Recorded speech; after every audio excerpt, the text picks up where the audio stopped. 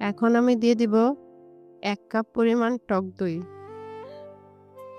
দইটা আগে থেকে আমি ফেটিয়ে রেখেছিলাম, এখন এর মধ্যে দিয়ে দিলাম।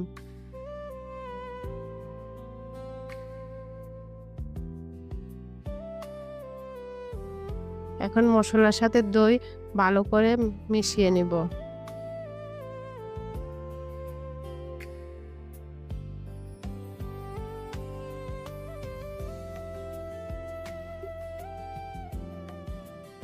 আমি জিরার গুঁড়া দিয়ে দিব 1/2 চামচের মতো।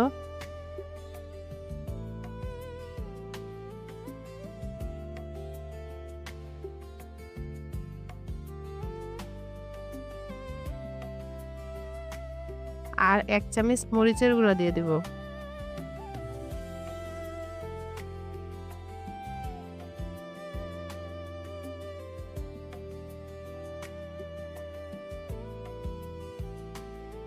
দিয়ে ভালো করে কষিয়ে নিব।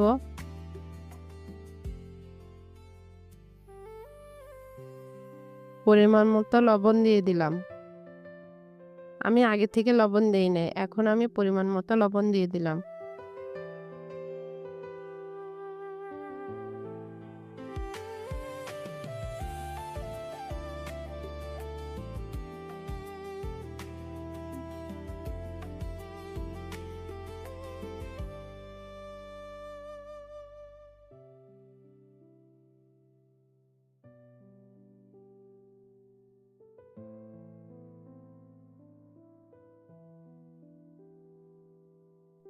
যখন দেখবেন মসলার গা থেকে তেল ছেড়ে ছেড়ে আসছে, তখন বুঝতে হবে এটা কষানো হয়ে গিয়েছে।